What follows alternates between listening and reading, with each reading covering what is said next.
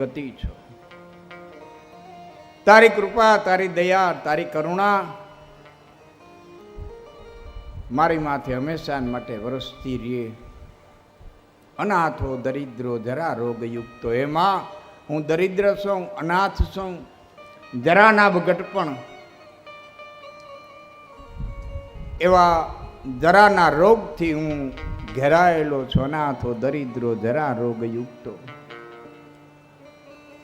આદિગુરુ જગતગુરુ શંકરાચાર્ય કહે છે કે ભગવતી, તારા સિવાય મારો કોઈ આધાર નથી. ગતિસ્તમ ગતિસ્તમ તમે કા ભવાની. એવી ભગવતીનું આદિ મધ્ય અને અંતમાં ચરિત્ર વર્ણવવામાં આવ્યું છે. 18,000 શ્લોકની અંદર ભગવાન વેદવ્યાસે જે રચ્યું છે, સ્વયં ભગવાન વેદવ્યાસે હસ્તિનાપુરની અંદર આવી અને રાજા જન્મે જઈને એના પિતાશ્રી પરીક્ષિત રાજાના મોક્ષ માટે, પરીક્ષિત રાજાની ગતિ માટે જે અટકી ગઈ છે એની યાત્રા, એના આત્માની યાત્રા જે અટકી ગઈ છે એને માટે ભગવાન વેદવ્યાસ કથા કહેવા માટે તેને બેઠા છે. રાજા જન્મેજયનું સર્પસત્ર બંધ કરાવી, નાગોને જે હોમતા હતા, નાગોને જે મારતા હતા, એ કાર્યને બંધ કરાવી અને એના બાપની ગતિ માટે ભગવાન વેદવ્યાસ હસ્તિનાપુર પધાર્યા છે. સુતપુરાણીજી આ કથા 88,000 ઋષિઓની સમક્ષ વર્ણવી રહ્યા છે નિમિષારણ્યની અંદર. એમાં સોનક મુનિ 88,000 ઋષિઓ વતી મહાત્મા સુખદેવજી ના જન્મ વિશે પૂછે છે. હે સુતપુરાણી, સુકના જન્મની કથા કહો. સુકને ક્યારે દેવી ભાગવત ભણાવ્યું, વ્યાસે કઈ રીતે પુત્રની પ્રાપ્તિ કરી, એ કથા અમને કહો.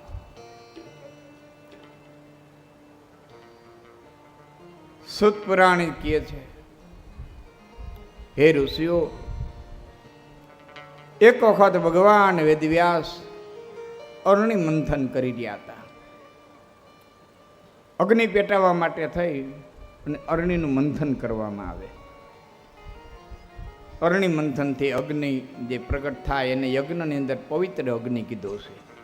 તો કે આપણે પહેલાં અગ્નિ એ રીતે જ પ્રગટ કરતા, બાકસુન, લાઇટર ને આ બધું બહુ મોડું આવ્યું. એ લોઢવું હોય, લોઢાનું કડું હોય, રૂની વાઈટ હોય અને ચકમકનો પાણો હોય અને ઘહી અને અગ્નિ પ્રગટ કરતા.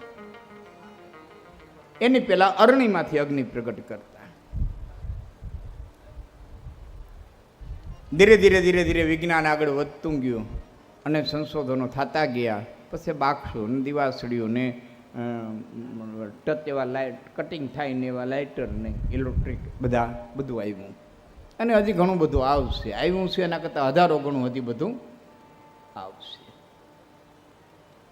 અરણી મંથન કરી અને અગ્નિ પ્રગટાવવા માટે થઈ અને અરણી મંથન કરે છે.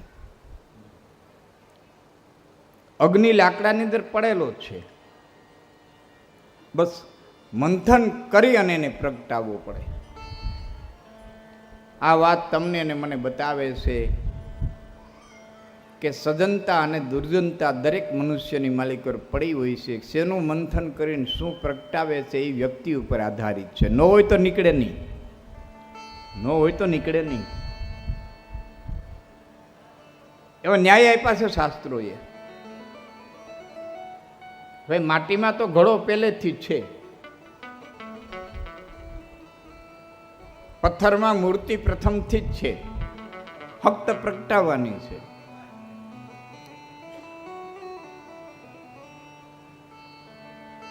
કારણ કે જે ન હોય નીકળી ન શકે. તલને પીચો, તલને ઘાણીમાં નાખીએ તો એમાંથી તેલ નીકળે, કારણ કે તલમાં તેલ પડેલું છે. રેતીને ગમે એટલી પીછી તો તેલનું નીકળે, કારણ કે એમાં તેલ છે જ નહીં. તો જે હોય નીકળે. એમ જ્યારે મંથન થાય પછી વાતનું મંથન થાય, ચર્ચા થાય. હા, કોઈની યારે તમે ચર્ચા કરો ને વાતનું મંથન થાય, શબ્દોનું મંથન થાય, શબ્દોની આપલે થાય. એ 10 મિનિટ 15 મિનિટ 20 મિનિટ તમે આપલે કરો ને એટલે માણાની પરખ થઈ જાય કે આ કેટલામ છે, કારણ કે હોય માલિકો પ્રગટ થાય.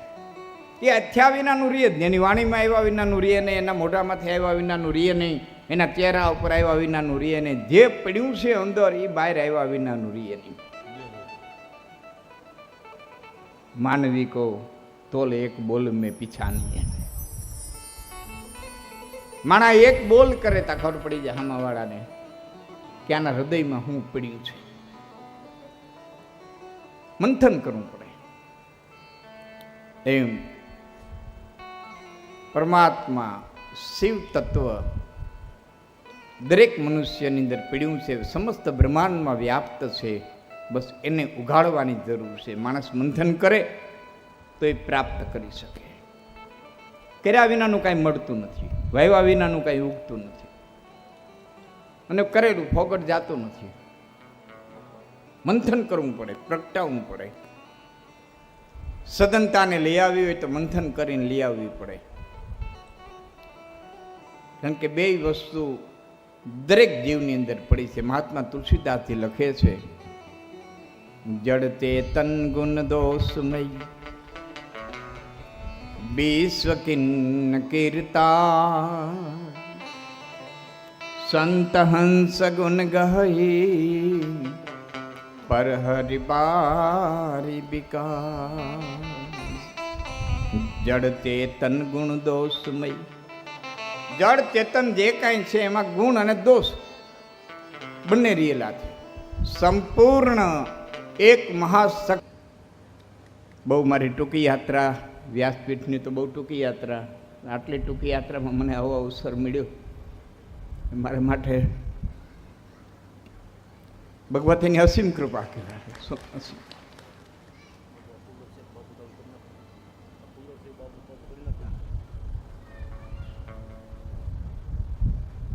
બહુ સરસ્વતી દયાળુ છે. હું કહેતો તો, કાલે કીધું તું, મેં પ્રમજી કીધું તું, માં બહુ દયાળુ, માં બહુ દયાળુ. એનો પ્રત્યક્ષ પરચો મેં અત્યારે પાડ્યો. મારી માં બહુ દયાળુ છે.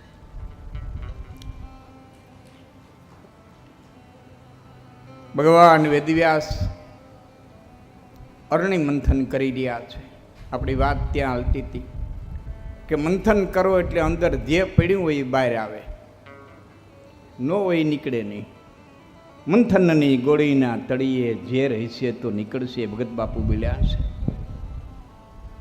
મંથનની ગોળીના તળિયે ઝેર હશે તો નીકળશે.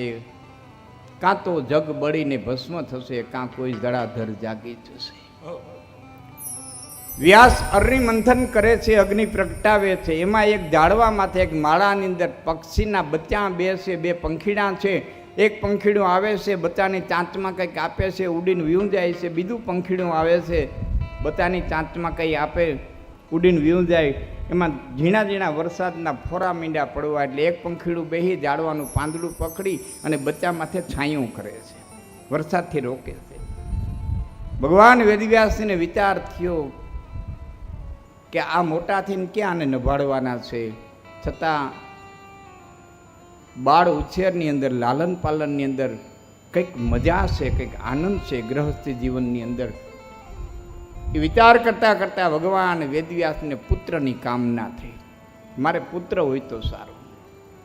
દેવી ભાગવતમાં લખે છે, ભગવાન વેદવ્યાસને કામના થઈ, પુત્ર હોય તો મારું બધું શાસ્ત્રો સંભાળે. અને આ સહજ છે, દેહનો ધર્મ છે.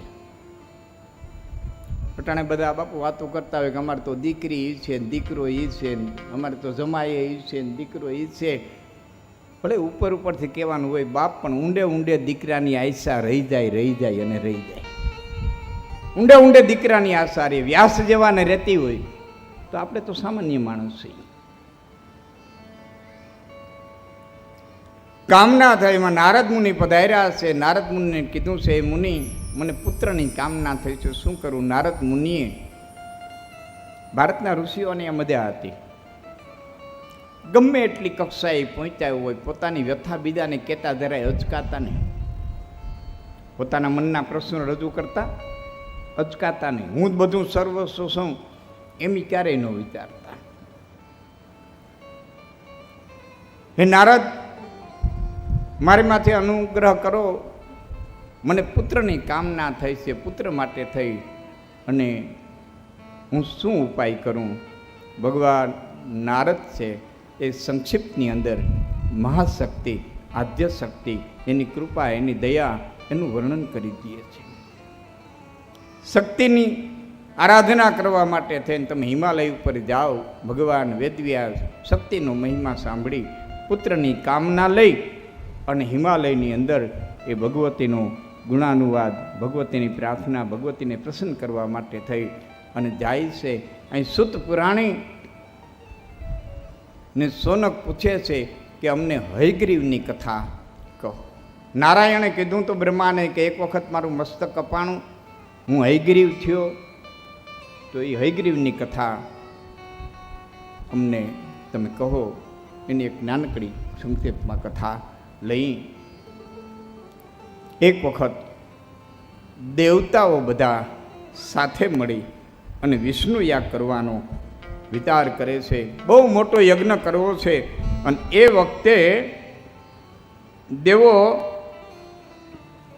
ભગવાન નારાયણને ગોતવા માટેથી નીકળ્યા છે. દેવી ભાગવત એમ કહે છે કે નારાયણ ધનુષની અણી ખોડી અને નિંદ્રાને આધીન થયા છે. દેવતાઓએ વિચાર્યું કે નારાયણને જગાડે કોણ? કારણ કે હુતાને જગાડવું એ પાપ છે. સૂતા માણસને જગાડવું એ પાપ છે. છતાં શાસ્ત્રોએ 7 જગ્યાએ એવી કીધી છે જ્યાં હુતાને જગાડવામાં પાપ નથી લાગતું. પાછા શાસ્ત્રોએ માર્ગો આપ્યા હોય હુતાને જગાડવામાં પાપ, પણ 7 જગ્યાએ એવી આપી કે સૂતાને જગાડવામાં પાપ ન લાગે. પેરગીર, રાત્રિના સમયે ચોકી પેરો કરવો હોય અને એ ખુરશીમાં તે સૂઈ ગયો હોય તેને જગાડી દેવામાં પાપ ન લાગે, એને જગાડી દેવો જોઈએ. બાળક, વિદ્યાર્થી, વિદ્યાનો અર્થી શિક્ષણ લેતો હોય એ વખતે નિંદ્રાધીન હોય તો એને સમય થાય એટલે એને જગાડી દેવો જોઈએ, એને જગાડવામાં પાપ નથી લાગતું. વૃદ્ધ માણસ હોય એને દવાનો સમય થયો હોય અને ભોજનનો સમય થયો હોય તો એને સમયે જગાડી દેવા જોઈએ, એમાં પાપ નથી લાગતો. આવી 7 જગ્યાઓ શાસ્ત્રોએ બતાવી છે. પાપ લાગે પણ અમુક જગ્યાએ નથી લાગતું. કેમ જગાડવા? કોઈ દેવતાઓ તૈયાર ન થાય એટલે દેવી ભાગવત કહે છે કે વિભુને જગાડવા માટે થઈ અને બ્રહ્માએ એક કીડો ઉત્પન્ન કર્યો અને કીડાને કીધું, આમાં તો વહીને એવો શબ્દ લખ્યો છે પણ કદાચ ને એ કાં ઉધઈ થતી હોય અને કાં આંબામાં કે આપણે ઘણ પડે ને લાકડામાં એવો ઘણ થતો હોય, એવો અર્થ આપણે કરીશું કે જે કોરી ખાતું હોય. કીડાને ઉત્પન્ન કર્યો છે. ધીમો ધીમો કીડો એ ધનુષની અણી પાસે જાય છે. ધરતીમાંથી ધીમે ધીમે એ ધનુષને કોરે છે. ધનુષની પણછ તૂટે છે. ભયંકર અવાજ થાય છે. દિશાઓ ગાજે છે. ધૂળીની રમરી ઉડે છે. અને એમાં બધું વાતાવરણ જ્યારે શાંત થાય છે ત્યારે દેવતાઓ જોવે છે તો વિષ્ણુ નારાયણનું મસ્તક છે એ ધડથી જુદું થઈ ગયું છે. ધનુષની પણછ એવી લાગે છે કે મસ્તક ધડથી જુદું થઈ ગયું છે. દેવતાઓ રુદન કરે છે કે જેના માટે થઈને અમે આવ્યા હતા, જેને ગોતવા આવ્યા હતા, ત્યારે એને ધડથી મસ્તક જુદું થયું. આમ જ્યારે દેવતાઓ રુદન કરે છે ત્યારે દેવતાઓના ગુરુ બૃહસ્પતિએ આવીને કીધું છે કે હે દેવતાઓ, રુદન કરવાથી કાંઈ વળે નહીં, વિપત્તિના સમયે ઉપાય કરવો જોઈએ. વિપત પડે ના વલખી અને વલખે વિપત ન જાય, વિપતે ઉદ્ધમ કીજીએ તો ઉદ્ધમ વિપતને ખાય. હાવ રોવા બેહવાથી કાંઈ વળે નહીં. ઉપાય ચાત્ર કર્તવ્ય સર્વથા બુદ્ધિગોચર દેવં પુરુષકારશ્ચ દેવેશ સદૃશાવો. ઉપાય ચ વિધાતવ્યો દેવાત ફલતિ સર્વથા. અવશ્યમેવ ભોક્તવ્યમ કલેનાપાદિતમ ચય શુભમ વાપ્ય શુભમ વાપી દૈવમ કોતે ક્રમે પુનઃ. હંમેશા માટે ઉપાય કારગત નીકળે છે. જો કે આપણે બધા જાણીએ છીએ, બાપુએ ઘણી વખત પૂજ્ય બાપુએ બોલ્યા છે કે પુરુષાર્થ અને પ્રારબ્ધની આ બે ધારાઓ જે વહી જાય છે, હજી સુધી પૂરો નિર્ણય કોઈ નથી કરી શક્યો કે જે મળ્યું છે પુરુષાર્થથી મળ્યું છે કે પ્રારબ્ધથી મળ્યું છે. આ બે ધારાઓ જે વહે છે એમાં ઉપાય કારગત નીકળે છે કે ભાગ્ય કારગત નીકળે છે, એનો હજી સુધી નિર્ણય કોઈ કરી શક્યા નથી. ક્યારેક ભાગ્ય તળિયાતું બને છે તો ક્યારેક પુરુષાર્થ તળિયાતું બને છે. ચાણક્યને એક વખત ચંદ્રગુપ્તે એમ કીધું તો કે હે ચાણક્ય, જે ભાગ્યમાં લખ્યું છે એ જ બનવાનું છે, તો પછી પ્રયત્ન શા માટે? એટલે ચાણક્યએ કીધું તો કે કદાચ ને ભાગ્યમાં એવું લખ્યું કે પ્રયત્ન કરવાથી પ્રાપ્તિ થાય, પ્રયત્ન કરીશ તો જ પ્રાપ્તિ થાય, એવું ભાગ્યમાં લખ્યું હોય. તો હાવ ભાગ કરી અને બેઠું રહેવું એમાં કૃષ્ણ ના પડે. બાપુ ગીતાની અંદર એક મને બહુ ગમ્યો છે શ્લોક. ઘણી વખત ઘણા યુવાનો ભાગ્યને આધીનથી એને બેહી રહેતા હોય, કર્મથી વિમુખ થતા હોય, એને માટે આ શ્લોક ઉત્તમ છે. કૃષ્ણે કીધું છે કે કોઈ પણ કાર્ય કરો એમાં 5 વસ્તુ કામ કરે: અધિષ્ઠાનમ, કર્તા, ચકરણમ, વિવિધ ચેષ્ટા અને 5મું દૈવમ ચૈવ પંચમમ. આવો શ્લોક કીધો છે. પેલા અધિષ્ઠાન. હું મારી સાદી ભાષામાં કહું, તમારે કાંઈ પણ ધંધો કરવો હોય કે કાર્ય પાર કરવું હોય તો પહેલાં અધિષ્ઠાન એટલે સ્થાનની જરૂર પડે. ભાઈ હું જે ધંધો કરવા માગું છું એને માટે થઈને સ્થાન યોગ્ય છે કે નહીં. ફ્રીજની દુકાન કરવી હોય તો હિમાલયન તળેટીમ ન કરાય. હા, ધોબીની દુકાન નાખવી હોય તો નાગાબાવાના ગામમાં ન નખાય. તો હું જે ધંધો કરવા બેહું છું એ ધંધો માટે થઈને સ્થળ યોગ્ય છે કે નહીં, અધિષ્ઠાનમ. પછી કરતા, હું કરવા માટે થઈને સક્ષમ છું કે નહીં, મારામાં તાકાત છે કે નહીં, હું કરી શકું એમ છું કે નહીં. પછી કરણમ. કરણમ એટલે હથિયાર.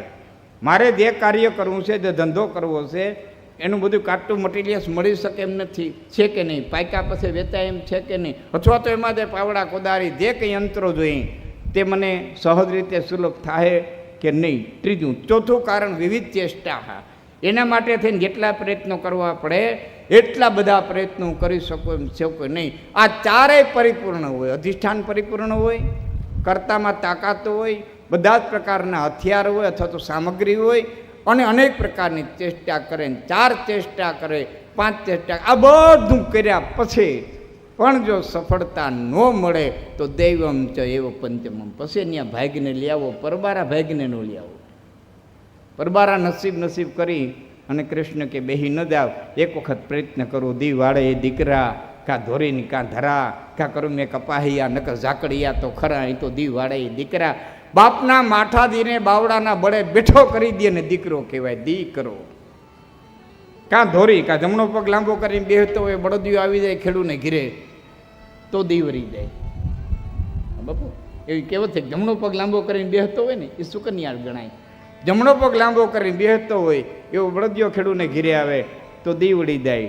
કાં ધરા, કાં ધરતીની આરે હારી લેણા દેવી નીકળે તો દી વળી જાય. કાં કર્મે કપાહૈયા, કાં એક ડગલું છેટું હોવાય, એક કરમ છેટું હોવાય કપાહ્યો, પણ છતાં એ જદી જીંડવાના ભાવ આવી જાય અને સરખી રીતે બજાર ઉપડી જાય તેથી દી વળી જાય. નકર ઝાકડિયા તો ખરા, છેલ્લે તલ ઝાકરે પાકીને પણ દી વાળવો હોય તો વાળે. તો ઉપાય કરવો જોઈએ. હે દેવતાઓ, તમે કંઈ ઉપાય કરો. અને બધા જ દેવતાઓ બૃહસ્પતિની વાતની અંદર સહમત થયા છે. શું ઉપાય કરીએ કે મહાશક્તિને તમે પ્રાર્થના કરો, મહાશક્તિની તમે આરાધના કરો.